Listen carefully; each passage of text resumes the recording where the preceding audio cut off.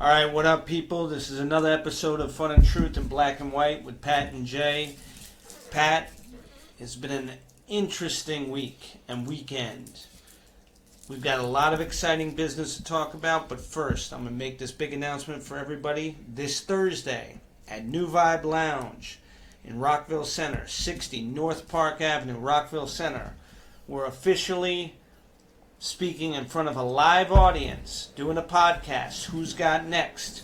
Legendary DJ Mikey Palms will be at the show, spinning for us, and we'll have a big announcement. And if you want to know what the big announcement is, either show up, or you're going to have to wait until we post the episode. I hope to see you guys. You guys are so interesting and direct on email, via email. I'd love to see you guys in person. Just don't throw any tomatoes at us. That's right. But we're ready to rock. We got a new email for you, funandtruth@11thhourproductions.com. That's 11HOUR, 11THOUR productions.com. funandtruth@11thhourproductions.com. All right, Pat, starting off, a couple of weeks ago I told you I didn't give a fuck about sports in the summer, and this time of year is always interesting, but tonight was Hall of Fame enshrinement for football, Cooperstown, and Ed Reed knocked my socks off with his speech. How so? Tell me. What stood out to you? It's one of those interesting things when you have a guy who played his majority of his career with one team, but Ed Reed was not really, to me, anything exceptional compared to a Ronnie Lott, safety position. He was just a great player, but apparently he had as many, interceptions or close to it. But he was a standout player. However, the character of the man shines through when he has to speak in public. And what Ed Reed said, which was so powerful to me, was about how the game of football not only gave him structure throughout his life, but he learned that it was a team sport, it was the best team sport, and that without it, he would have never had a chance to help his family and take care of them. And to me, it brought back to the center what sports and the game is all about. At the end of this guy's career, here he is, an opportunity to speak in front of everybody, and he's acknowledging the game for what it gave him to feed his family. And when you think about all the controversy, especially with the NFL over this last year, couple of years, Colin Kaepernick, the flag, people not wanting to pay attention to the NFL anymore, Ed Reed spoke so eloquently as a man about growing up in a disenfranchised, distressed living situation, and how football helped him not only become something for himself, but being able to feed his family and do something that he wouldn't otherwise be able to do in terms of making a difference, and also making a difference in his community as well as on the field, by just saying I was just doing my job. I learned how to play the game and be a member of a team, and everybody was relying on me to do my job. And so I showed up every day and, did what I did. And there were other highlights to the speech, and I know you're going to kick in here, but for me, it really was about the fact that with all this noise going on social media and, Uncle Trump, putting in his 2 cents against, these guys who are kneeling. There's so much controversy out there, and we forget these guys who play the game every day. They're one injury away from losing it all. And when they make it, and they stand on that stage, and they let everybody know, hey, it's not about me. So I read somewhere once that playing in the NFL is the equivalent of getting into a car accident every Sunday. Wow, that's a major statement. These guys are literally risking their lives. They're getting paid handsomely for it, but still, it's non-guaranteed money. most of the time, other than their signing bonuses.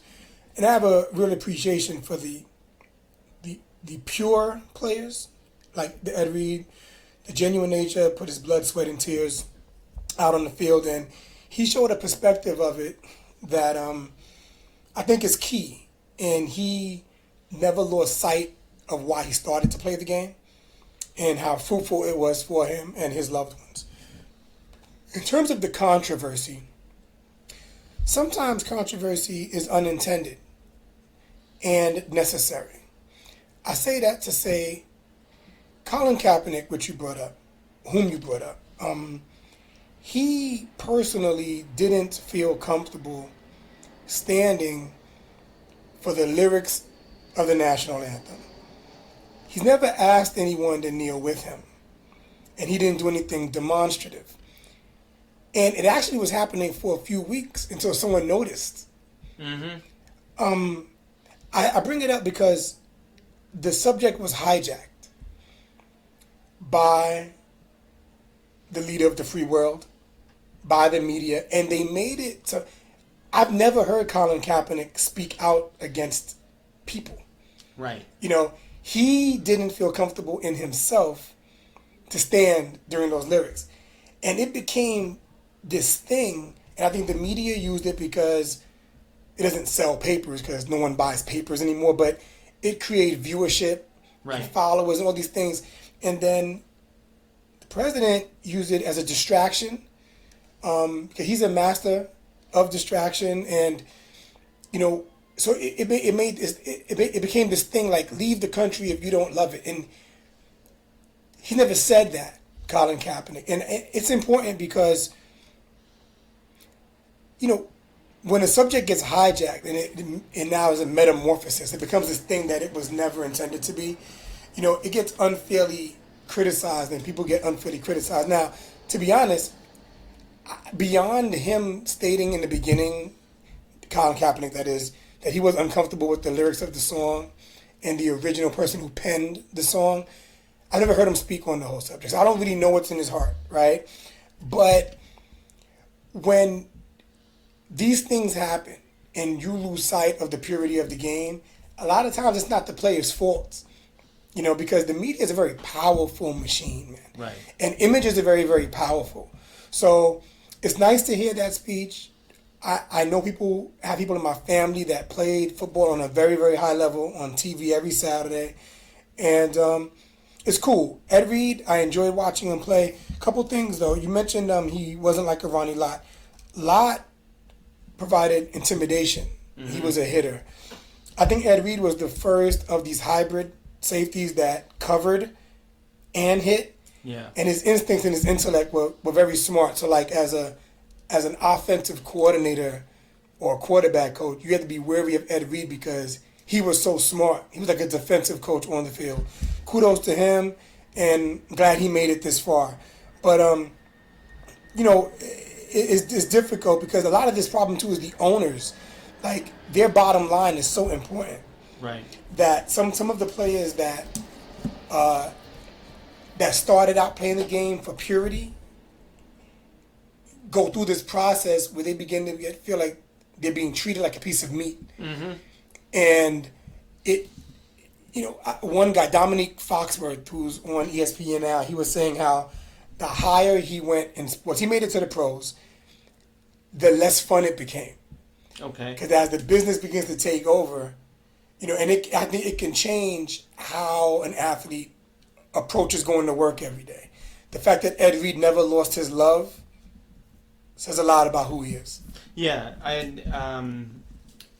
I can't really say anything more to it than what you just said, other than he talked about being a kid, and that brought it back for me in the fact that, especially at the end of your career, if you make it that far, to acknowledge everybody else and say, hey, it wasn't about me, and I was just a kid every day. It reminds me of Derek Jeter's, last speech as a Yankee, when he, went off the field for the last time and talking about, hey, listen, I got to play baseball for 20 years, and I enjoyed it every day as a kid. that is exactly what the privilege is, and we're lucky to have guys that speak that way. Now, Let's Jay, go ahead. I got to tell you, got man. me.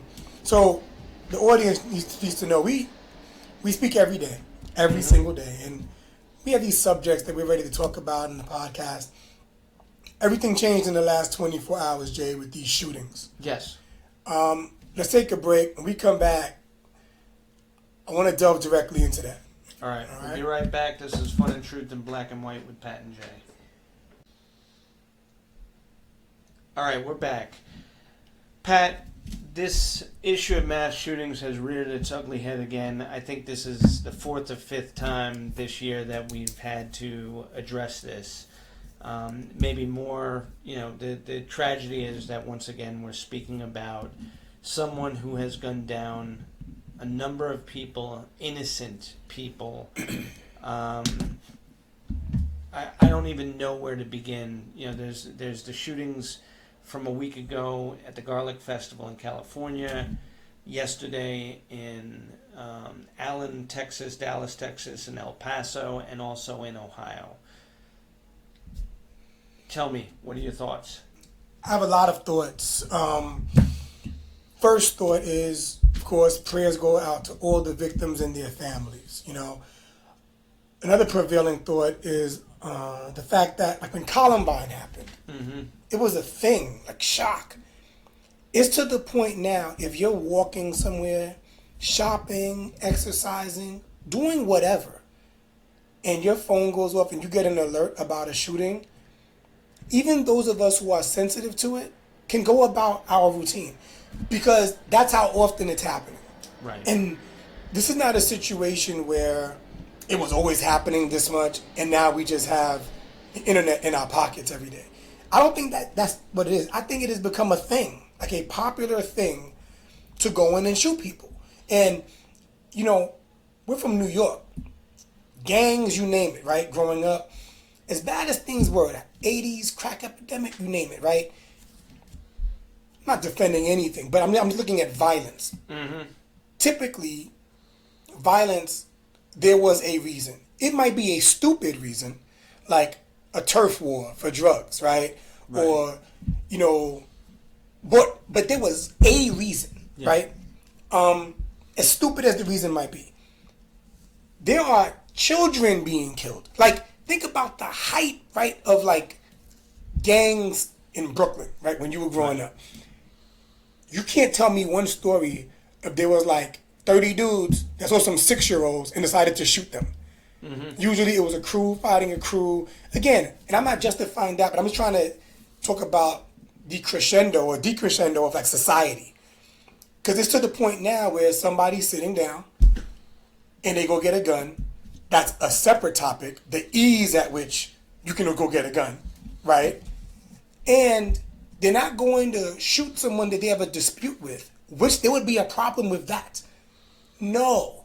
They're going to places with innocent strangers. In some cases, they are children, and they're shooting the place to see who gets... Like, if you just think about that in a vacuum. So these are and then my third thought, now we have to look at the demographics of it all.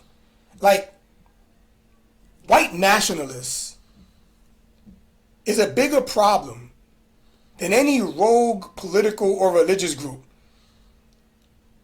that the media will spin as an American threat. Like, the threats are homegrown. Why are white nationalists the biggest problem right now? I feel they have gotten a shot in the arm and a license to kill. No one is specifically saying, hey, go take your guns and kill people. But there could be a feeling in the air. What are you saying? Is what you're saying that white nationalists are more confident to pull the trigger than any other group of people? Absolutely. Right now? And another question is, I'm not saying the shooters should be taken out on the spot. But you have to ask yourself why they're ending up being questioned alive and well. Okay. Right? And my thing isn't that they should be killed. My thing is brown people who commit crimes shouldn't be killed on the spot, right? Even if they didn't commit a crime. Even They're right. being killed So whether they committed a crime or I'm not saying anyone should be killed on the spot. I'm saying we have to ask ourselves why criminals, or so in some cases innocent people, but in other cases guilty people of lesser crimes, are being killed on the spot. In some cases, like you said, totally innocent. Some cases guilty, but lives are being taken. Yeah.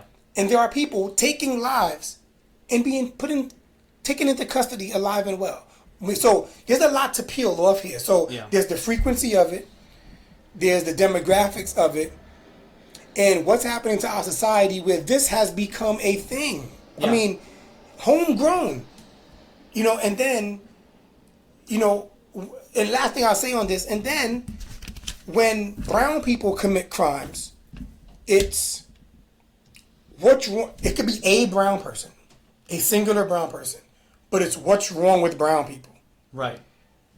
A white male might, or a white person, or just, a lot of times it's been young white males. Let's just table that, right? If they commit a crime, they have psychological issues. Let's delve into his past. Let's figure out what happened with his mother, his father, his childhood, his upbringing. Well, maybe is it the video games he's playing? Is it the influence? Maybe there's a medication that he needed. His parents couldn't. Mm-hmm. He killed people. Right. Right. Anyway, he wasn't socially, adjusted, so therefore. So I said a lot, but and the shooter in Ohio ended up killing his sister. Right. She was in the bar. He shot up. Yeah. Bullets don't have any names. There's so much here. Take the baton. The tragedy for me is the last time we spoke about this, I talked about it from a mental health issue. And the last segment was about character and a guy who put himself on the line every day of his football career and made it through successfully and gave all the credit to his team and all the people who helped him throughout his life. And here we are, the next segment, talking about people who are not adjusted socially and mentally enough to be able to figure their problems out or whatever their issues are, and instead they pick up a gun and take the lives of innocent people whose families will never see those people again, whose friends will never see those people again. The lack of human comprehension. Forget about the word humanity, because again, we've gotten to the point in this particular issue of gun violence where humanity is not on the table anymore. People who are going about their everyday life are being taken away, and their families can never bring them back, can never see I remember the Parkland massacre with the high schools. They interviewed the father who lost his son, and one of the things that he said that was so empowering in terms of just thinking about this from being a human being was the fact that for the rest of his life he had to work with his wife on how to get past the fact that they were never going to see their son again. And think about that from someone who's just living their life and their child is taken from them, and they're now thinking about, how am I going to help my wife through this experience for the rest of her life? She's never going to see her son again. For me, that's more important in terms of being able to help my wife through it. It doesn't matter what I'm feeling. It's a matter of what my wife's feeling. Another thing, too, it's a blip. It's a blip on the radar. Like, you make a good point. These people have to live this agony forever. Right. The news feed happens today and is gone tomorrow. Gone tomorrow, literally, issue. right? Right. To the point where we don't even follow up to see what happened to the shooter. So, a couple of things. People can never recover. There are some things you can never recover from. Breaks my heart, man. And for the record, I want them all dead. You know, like these people that have no regard for life. My thing with crime and punishment and, you know, is if that's how you are, you don't deserve to live yourself. Yeah. I'm an extremist in that way. So it's not that I want criminals or violent criminals of a certain demographic to live and others not to. No, that's not my point. My point is we have to examine why some are being taken out on the spot and why some aren't. And then we may create a society where people are afraid to go to the convenience store. Like, you know, however you live your life, generally speaking, if you have high risk behavior, to a degree, you may expect that things may go awry for you. Right.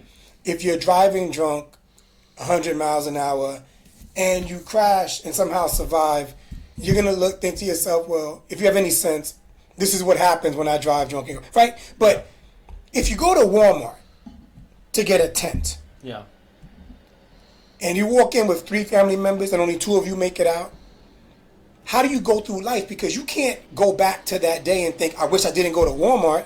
You understand? Like the behavior wasn't even high risk. Right. So it's getting to the point where it's like a war on our own soil against ourselves. Yes. Yeah. Pat, you know, I am a green guy. I've been in this green industry sector for the last 20 years. And one of the things that people associate green with is health and wellness and well-being and eating right and trying to, you know, put the right things in your body and the right things in your mind. And you bring up a really valuable point that we are not well as a society right now. Again, this is probably the 3rd time this year that, you know, I've had to talk about mental health with regards to this issue.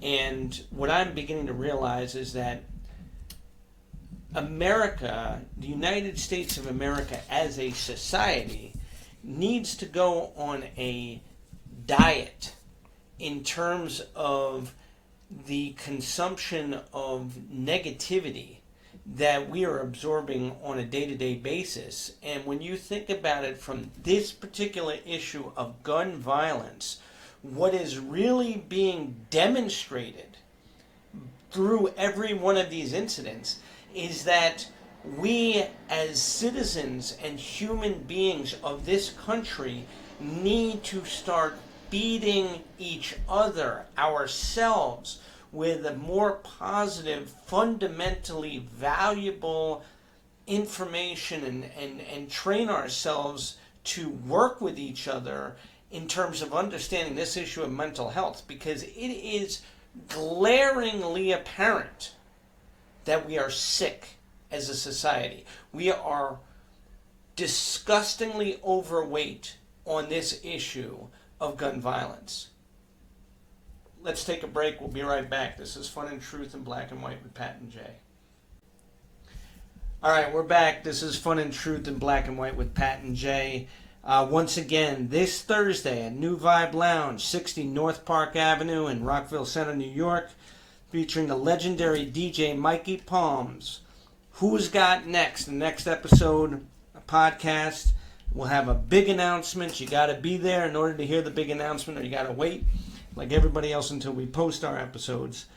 And Pat, I was so excited when I had, got on the air this evening that I forgot to announce the title, and you didn't kick me under the table until, we went to commercial break. I was late with the kick. I'm sorry, man. All right. So, for everybody out there, social malnutrition and mental obesity.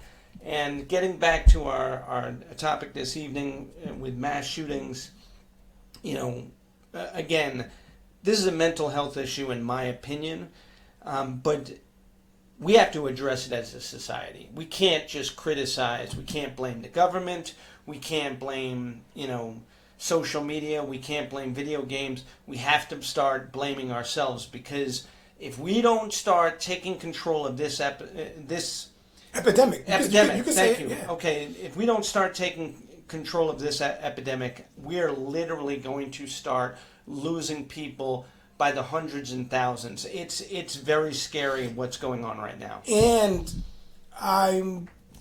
we have to figure out the root cause, like the origin. Yeah. Because these people are lost way before they pull the trigger. Yeah, and it's not a Freudian slip, no pun intended. 100%. And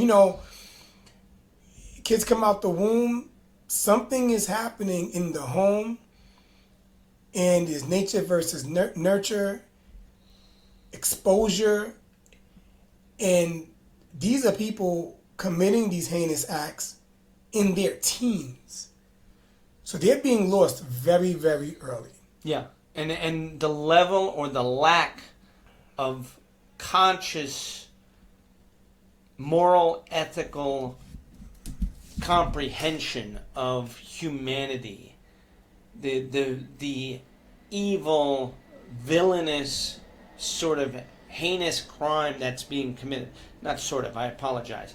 The evil, villainous, heinous crime that's being committed is being done so, and you pointed out, in majority by white nationalists, which, again, is not a big group of people. We're not talking about the larger majority of white people who live here in America. We are talking about a very small sliver of people who are angry because they somehow have lost power or feel that the entitlement to power is being shifted away from them, and their reaction to it is to put bullets in the air.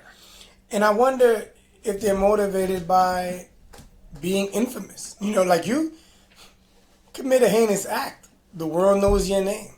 Yeah. And for some people, like, attention is a drug. Yeah. Especially in this society, because now, it's very easy. You cross somebody over on the basketball court good enough, you'll have Twitter followers. Like, it's easy to get attention and to really, really stand out so the world knows your name. That might be a motivating factor. We'd have to ask one of these crazy people. Yeah. But listen, man, we were supposed to discuss labels and branding this weekend. Continuing on last week's subject matter between men and women in different roles. That's correct. But we have to table that for this. But also because we really take your emails seriously, and one rose to the top of our agenda. Jay, go ahead and share it. So, Pat, I was aware of this to a degree, but this really scared me. So, domestic violence, intimate partner violence crimes are more than 1.3 million per year. And this is worldwide or in this nation? This is just in this nation. 1.3 million domestic violence, intimate partner violence crimes. 75% of the deaths of these crimes are black women. 75% of the deaths.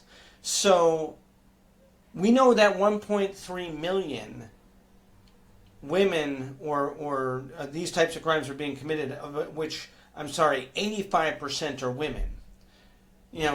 So that gives you an idea that, roughly about 1 million women every year are suffering this, and that's the recorded incidents.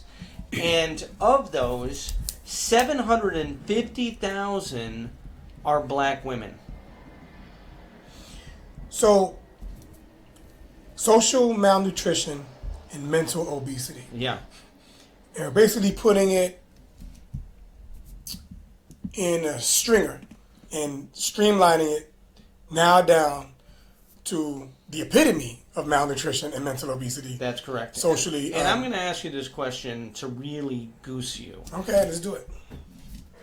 Is this a cultural, racial, educational disparity, or is this just a lack of common sense within one group of people? Why is there such a disparity, and what is it that we're missing in these statistics? First thing I learned when I took statistics in college is that you can make numbers look any way you want to. Okay.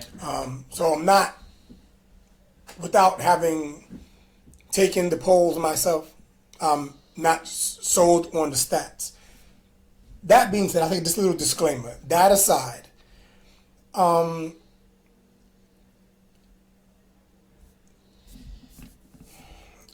what leads to these events?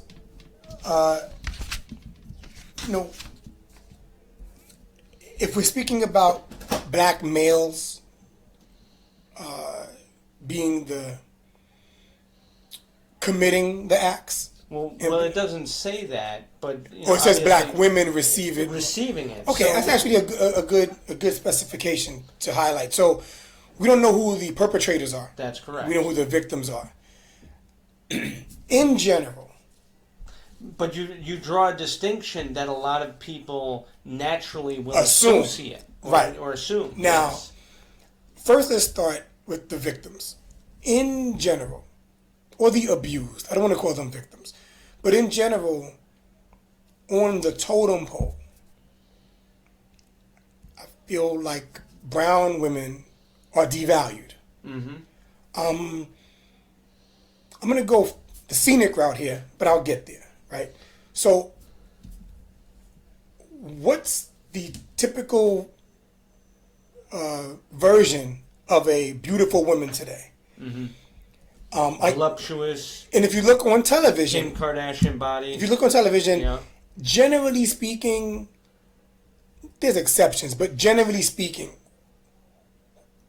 it's not your typical looking black woman, Okay. right? So I think from the beginning, if you don't look like the people who are advertised, Okay. the Halle Berrys, the J-Los, the Beyoncés, if you don't look like them and you're a Right. little girl, Mm-hmm. it might already start out in your head, the world thinks this is beautiful. I don't look like that. Right. I'm not that. Now, depending on your household, and your self-esteem can be uplifted or not. Mm-hmm. But if it starts out that way, these little girls aren't the only people watching media, right? Right. So the people that they encounter every day may not view them that way either. Mm-hmm. If they don't view themselves that way, people may not view them that way. So if you're walking around with that, and others are walking around with that, maybe there's something to that in relationships that leads to person A feeling person B is not worthy of being treated properly. Right. And it leads to violence. Don't know, it's a theory. Now, if the perpetrators are black, Mm-hmm. Black men are the hunted, generally speaking. Just the feeling is the man, quote unquote, the white man, doesn't like black men.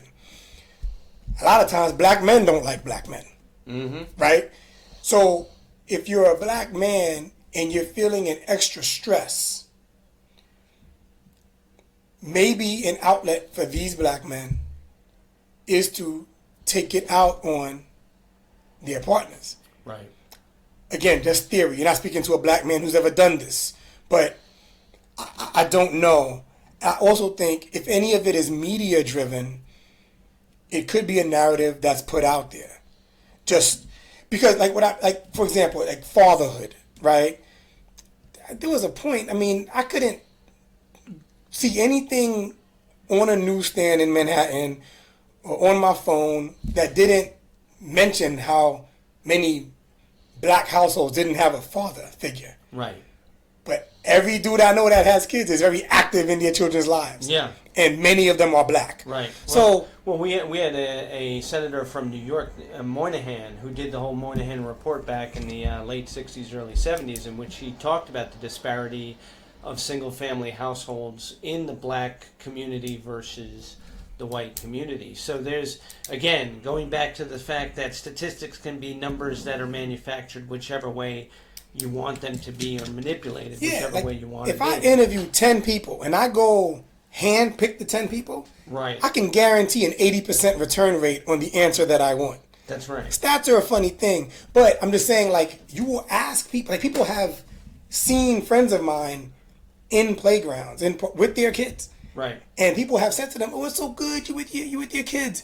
And my friends are looking at them like, "I'm always with my kids. Like, what are you talking about?" But these people are a product of what the consumption of media and news that had them thinking black men don't do that. I also have to interject that, and also when you learn history, especially the way that historically the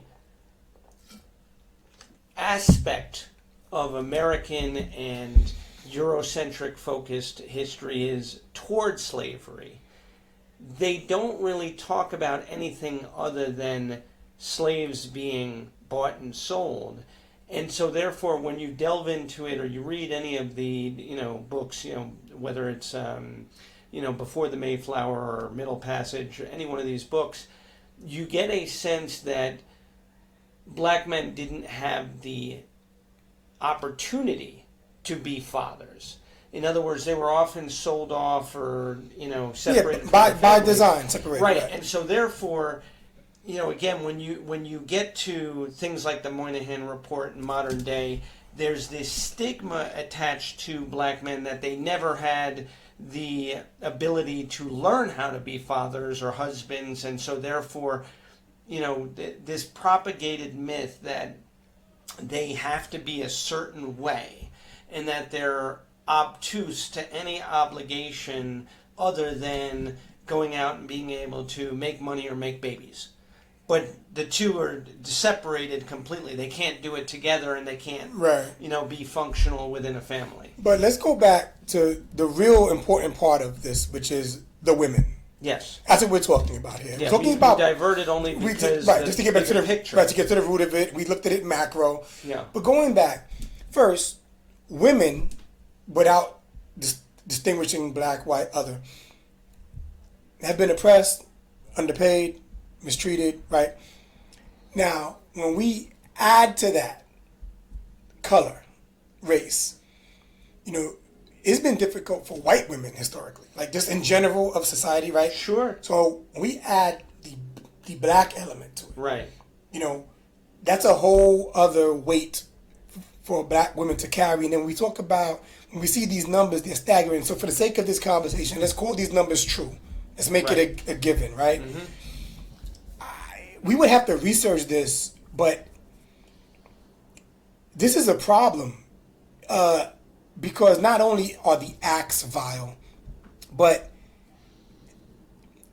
most acts are learned. Like, it's learned behavior.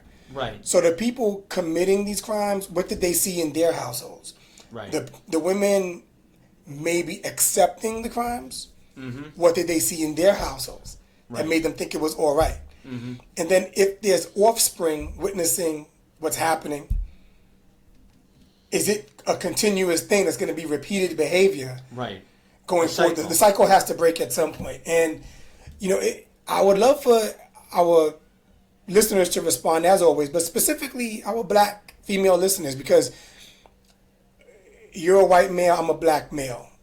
Neither one of us can speak to it. No, we're not black women. Right. We're not women, but obviously we focus a large part of our program on love and sex and relationships and dealing with women as men, as well as trying to investigate women, as a species and how they look at us and how we can better communicate and comprehend, mutually. This issue is one that's both, again, very scary and also something that we're bringing awareness to because, again, social malnutrition, mental obesity, one of the biggest issues in society is we have a rising divorce rate. We have, this issue of mass shootings. We have a number of really negative outlooks and how do we look at the root causes of them, and stem that, hemorrhaging, and start looking at things, and how can we go in a positive direction. So I'm going to tell you what, let's take a break. Okay. We'll be right back and continue this. This is Fun and Truth in Black and White with Pat and Jay. All right, we're back, and before we go any further, Pat, I want to make sure our listeners know that you can email us, funandtruth@11thhourproductions.com, completely confidential. If you or a loved one or anybody you know is suffering from this issue, or anything you want to bring up to us, understand this is confidential. If we bring up your subject on the air, we'll never mention who you are, but we want to bring attention to these subjects. Also, you can post on Podbean. I just took Pat's glory. He was going to mention that, but no, we're here together, man. And if you or someone you love needs help, we don't have the answers, but we would like to. We made contact with some mental health groups, some support groups, and we have a direct feed to them, and maybe we can get you in the right direction. We don't always know what to say, but we know what's important and what's in our hearts. Bring attention to it again. And I just want to say, I can say emphatically, true love loves back, and these acts are not acts of love, and they're acts of control and, I guess, makeshift power. And I would gather that one of the concerns, which Jay just mentioned while we were on break, as we spoke, because this is near and dear to our hearts. One of the concerns from what we read today about this subject is that women are concerned about being put on the stand, having to prove what they're going through. Well, historically, women have been put on the stand as the accused, whether they're rape victims or domestic violence, victims, again, a lot of these crimes are not reported because they're fearful and their community, speaks against them or ridicules them for even being in this position. And earlier you even mentioned that somehow this is propagated because when it happens in the home and the children see it, and then the woman is in a position where she's thinking from the standpoint of, do I lose, everything, and how do I take care of my kids if he's the breadwinner? And I think embarrassment is a factor. Yeah. Men generally, we're not asked to take the most embarrassing, painful thing we've ever been through and discuss it in full detail in front of a room of people that have to pass judgment on it. Right.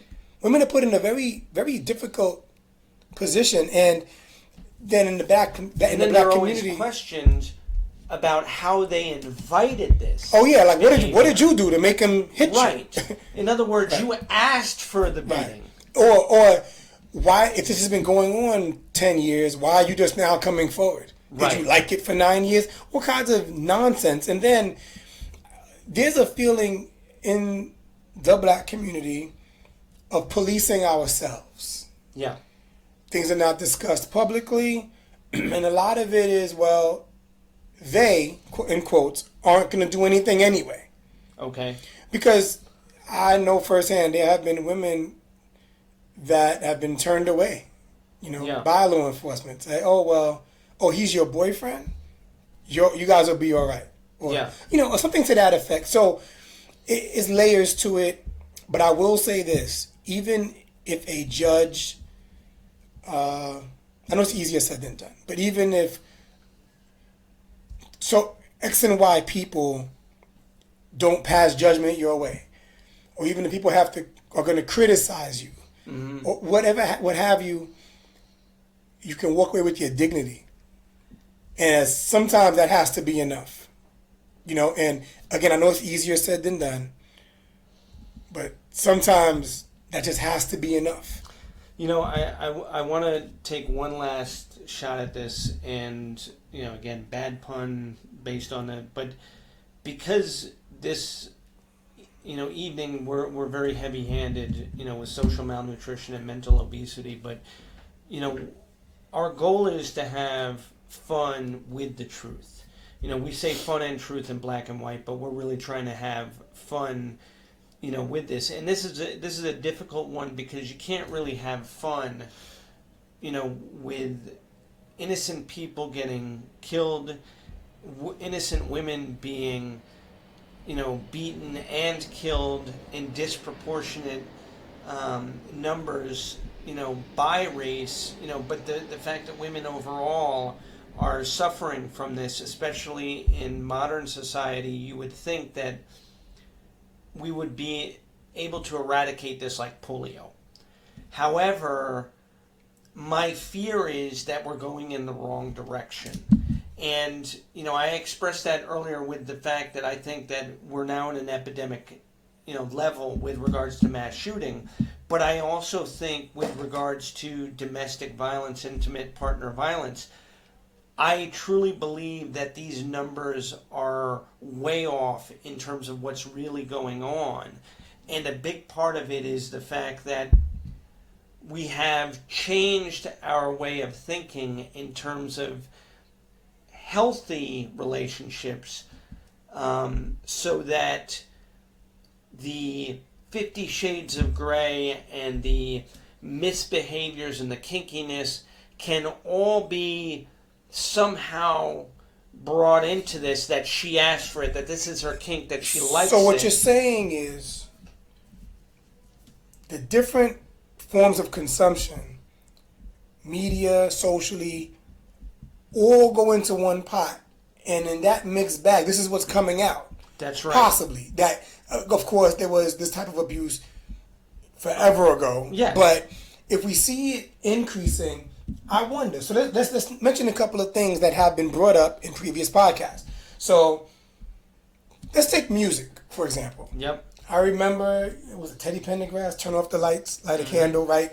So I remember, I feel like love songs talked about romance leading to sex. Yes. I feel like today it's essentially be a stripper, make your money, make your money, you're for sale, Bentley. you're for sale, be my bitch. Right. This is what I feel I'm hearing. Yes. Now, are there great artists making great music? Sure. Is it being played on the radio? No. Right? Right. So, in terms of what's being put out there, right? Then, let's take porn. Yeah. I watch porn. I see it has become more violent. Yeah. Like it's a thing to, it's a very real. Well, there are no strings attached anymore. Now it's so prevalent that you can get whatever flavor. It's Baskin Robbins. You can get whatever flavor you want. Then, society. Who wants to marry a millionaire? Yeah. So I mean, we things are getting or Housewives of Orange County. Things or are being cheapened every which way. Yeah. So I think what we have to do is understand the overlap. There's society. Mm-hmm. There's whatever you might witness in the home. There's what you hear from your friends. There's the radio, TV, what you see. And these are internet, social media. These are the results, people. So social malnutrition and mental obesity. Don't look at anything in a vacuum. We have women being abused of all races. Yeah. We're reading some numbers on black women being abused. Disproportionately. We have shootings. Yes. Right? Like if you collectively look at all of the subject matter and you see these results, it's not going in a good direction. No. And things are not improving. Talk about 2 steps forward, 4 steps back. Yeah.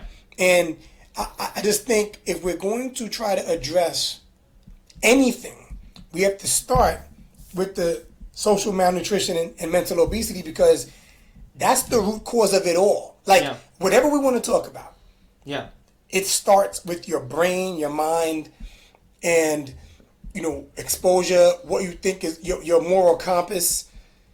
And there's a lot here. And we can't solve that on this podcast, but there's a lot here. And I don't know the answers, but I know to start there, and I know recognizing it is the first step. And we can all stop, change the cycle, and redirect our lives. Yeah, we need to go on a diet. We'd love to get your feedback, funandtruth@11thhourproductions.com, or please feel free to comment on our Podbean, and we'll be right back with our final thoughts.